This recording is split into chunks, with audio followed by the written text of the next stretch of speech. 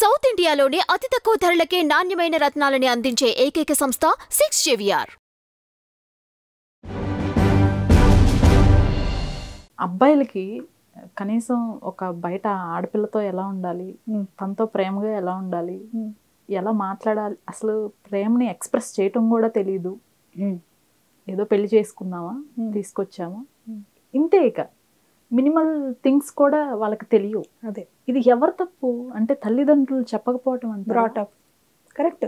Okay, చిన్నప్పటి నుంచి పెరిగిన వాతావరణం, తల్లిదండ్రుల ఇన్ఫ్లుయెన్స్, తండ్రి తల్లితో ఉండే విధానం,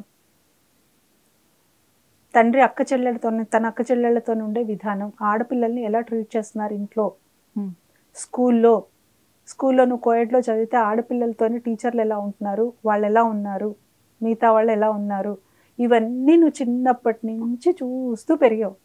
ఇంట్లో అమ్మ మగపిల్లలు ఆడపిల్లలు ఉంటారు, మగపిల్లాడు ఆడపిల్లలను పెంచుతారు. కొన్నిళ్లలో రెండు వేరే వేరేగా చెప్తున్నాను, రివర్స్లో ఉంటాయి. ఒక ఇంట్లోనేమో నువ్వు మగపిల్లాడు రా, నీకేం అవసరం, నువ్వు వెళ్ళు నీ పని చూసుకో, ఈ అమ్మాయికి పని చెప్తారు, నువ్వు చెయ్యమ్మ ఆడపిల్ల రేపొద్దున వేరే ఇంటికి వెళ్తావు. చూసాను కూడా మేడం, అన్నయ్యకి వాటర్ తీసుకొచ్చి వాడెళ్ళి తీసుకోలేడు మేడం. అదే అదే నేను ఒక లాంగ్ బ్యాక్ ఒక యాడ్ చూసానమ్మా, యాడ్ అనుకుంటాను, నాకు అసలు అది ఎంత బాగా అనిపించిందంటే, ఒక తల్లి ఒక 18-19 ఏళ్ల కుర్రాడి మదర్ ఆ రూమ్లోకి వచ్చేప్పుడు వాడు ముసుగుదాన్ని పడుకుని ఉంటాడు. ఆమె రూమ్లోకి వచ్చేప్పటికి చిందర వందరగా బట్టలన్నీ పడేసి ఉంటాయి, ఒకవైపు బుక్స్, తాగి పడేసిన కాఫీ కప్పు, ఇలాగ అసలు ఇంకా చాలా అసహ్యంగా ఉంటుంది, రూమ్ అంతా క్లమ్జీగా ఉంటుంది. వచ్చేసి పాపం మడతలు పెడుతూ వాడిని లేపుతూ ఉంటుంది, వాడు లేవడు, ఫోన్ వస్తుంది, ఫోన్ ఎత్తుతుంది, అమ్మ అని కూతురు మాట్లాడుతుంది ఇంకో చోట నుంచి. ఏం నాన్న అంటే, నా వల్ల కాదమ్మా నేను వచ్చేస్తున్నాను, ఇక్కడ ఉద్యోగం మానేసి నేను వచ్చేస్తున్నాను అంటుంది. అదేంటమ్మా అల్లుడు గారు ఆయన ఏమైపోతారు, మీ పెళ్ళైన కూతురు అని అంటే, ఏం అల్లుడు గారు ఒక్క పని చేయడు, పొద్దున్న లేవడు, ఎక్కడ తాగిన కప్పు అక్కడే పడేస్తాడు, ఎక్కడ పుస్తకాలు అక్కడే, బట్టలు అక్కడే, అసలు ఒక్క పని కూడా వాళ్ళ అమ్మ నేర్పించలేదు, నేను చచ్చిపోతున్నాను చేయలేక నేను వచ్చేస్తున్నాను.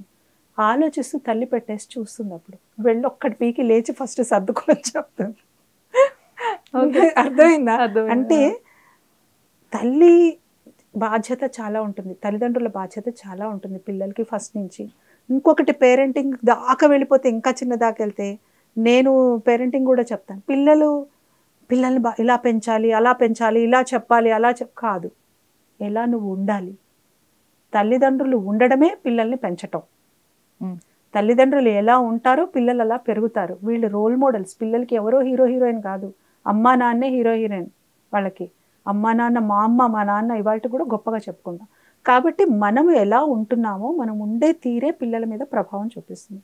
చిన్నప్పటి నుంచి వాడు పెరిగిన వాతావరణము అయితే ఇలా ఉంటుంది. లేదా టోటల్ రివర్స్, అమ్మో అది వేరే ఇంటికి వెళ్ళిపోతుంది, పాపం బుజ్జి తల్లి దానికి ఏం వద్దని చెప్పేసి వీడిని నాన్న ఇది వాడు ఒక విధమైన కచ్చ ఏర్పడుకుంటుంది. ఆడపిల్ల అంటే ఆడపిల్లలకి ఎక్కువ ప్రిఫరెన్స్ ఇస్తారు, నాకు ఇవ్వరు అన్న ఒక కచ్చవాడు. Total reverse scenario. ఏది కూడా అతి పనికి రాదు. నేను చెప్పేది అదే, ఒక సమానమైన ఒక ఇది చూపిస్తే కనుక పిల్లల మధ్య ఇద్దరు సమానమైన. నేను ఫస్ట్ సెంటెన్స్ చెప్పాను, మా ఇంట్లో అమ్మాయి అబ్బాయి అని పెంచలేదు, మా అందరికి ఒకటే ఇది ఇచ్చారు ట్రీట్మెంట్. సో ఒకటే ఇస్తే, నేను లాంగ్ బ్యాక్ ఒక ప్రోగ్రామ్ చేశాను అమ్మా, నారీ భేరి అని ఈటీవీ 2లో చేసేదాన్ని మోడరేటర్గా. అందులో మేము ప్రతి ఆదివారము ఆ కరెంట్ ఇష్యూని డిస్కస్ చేసేవాళ్ళం. ఒక సమస్య, సమాజంలో వచ్చిన ఒక సమస్యని డిస్కస్ చేసేవాళ్ళం. ఇటు అడ్వకేట్స్ కూర్చునేవాళ్ళు, ఇటు విక్టిమ్స్ కూర్చునేవాళ్ళు, లేదా ఇటు డాక్టర్స్ కూర్చునేవాళ్ళు, ఇక్కడ పేషెంట్స్ రికవర్ అయిన వాళ్ళు, లేదా ఇటు పొలిటీషియన్స్ కూర్చునేవాళ్ళు, ఇటు ప్రజలు కూర్చునేవాళ్ళు, అందరూ విమెన్. 20 మంది ఉండేవాళ్ళు.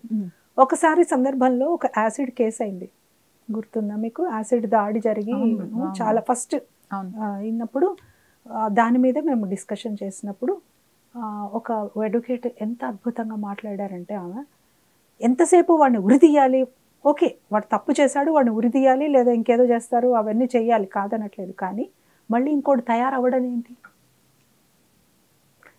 వాడు పుట్టంగానే యాసిడ్ బాటిల్తో పుట్టాడా, పుట్టంగానే కత్తి తీసుకుని పుట్టాడా, అది పట్టుకోవడానికి వాడికి దారి తీసిన పరిస్థితులు ఏంటనేవి కూడా మనం చూడాలి. అదొక్కటే నేను చెప్పట్లేదు, కానీ అది చాలా ఇంపార్టెంట్. ఎలాంటి బీజం వేస్తున్నాం మనం పిల్లలకి చిన్నప్పుడు, ఎలా పెంచుతున్నాం, ఎటువంటి వాతావరణంలో వాళ్ళు పెరుగుతున్నారు, ఏం చూస్తూ పెరుగుతున్నారు, వాళ్ళ యాటిట్యూడ్ ఎలా ఉంది, వాళ్ళ ఐడియాలజీ ఎలా డెవలప్ అవుతుంది. మనకు ఐడియాలజీ అంటే ఇప్పుడు ఓవర్ నైట్ క్యారెక్టర్ కాదు కదా, చిన్నప్పటి నుంచి వస్తున్నావు, చూస్తున్నా, ఇవన్నీ చూసుకుంటూ మనం వస్తున్నాం. తల్లిదండ్రులు తప్పు చేస్తుంటే వాళ్ళు ఎవరు చూడట్లేదు కదా అని అనుకోవడానికి కదా, పిల్లాడు చూస్తున్నాడు అక్కడ. ఓహో మా నాన్నే చేశాడు, నేను చేస్తే ఏంటి అన్నట్టుగా వాడు అనుకుంటున్నాడు. సో మనమే రోల్ మోడల్స్ పిల్లలకి. మగ పిల్లలు వాళ్ళు ఈ రోజున ప్రేమ పంచట్లేదు అంటే చిన్నప్పుడు వాడికి ప్రేమ దొరకలేదేమో, అంటే వాడికి ఉన్నా కూడా వాడు ఎక్స్ప్రెస్ చేయడు ఆ మనిషి, అంతే అంతే. కొంతమందికి ఎక్స్ప్రెస్ చేసే ఇది ఉంటుంది, కొంతమంది చేతల్లో చేస్తారు. మాటల్లోనే తీయగా కబుర్లు చెప్పాలని అక్కర్లేదు కదా, చేతుల్లో చూపించవచ్చు. కానీ ఇది ఎంతవరకు important madam? Expression is important. చెప్పాలి, ఎక్స్ప్రెస్ చేయాలి. ఎందుకంటే ఇవాల్టి రోజుల్లో ఎక్స్ప్రెస్ చేయాలి.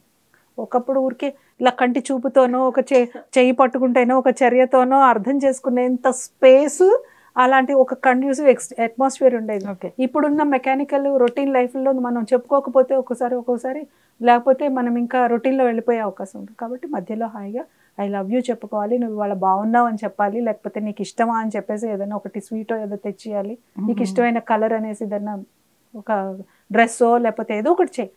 ఇద్దరు ఒకళ్ళకొకళ్ళు, నేను ఒకళ్ళ వైపే చెప్పట్లేదు, ఇలాంటి చిన్నవి ఇద్దరి మధ్య కొంచెం ఇంకా దగ్గరతనాన్ని చేస్తాయి. కాబట్టి expression is also very very important. కానీ ఉట్టి మాటలే కాదు, చేతుల్లో కూడా చూపించాలి.